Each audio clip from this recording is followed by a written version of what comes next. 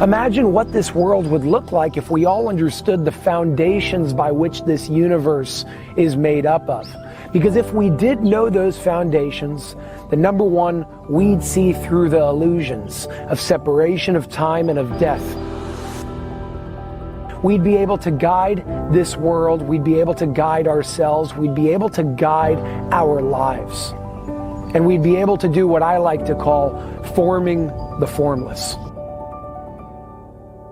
So long as you are tapped into infinite potential, the formless realm, with the awareness of being able to form the formless, you will become the conscious creator, the conscious artist, the conscious director of your own life.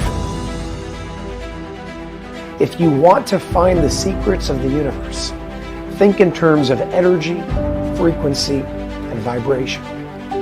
When we understand everything in terms of energy, frequency, and vibration, you can tap into, intuitively, the codes that make up this universe.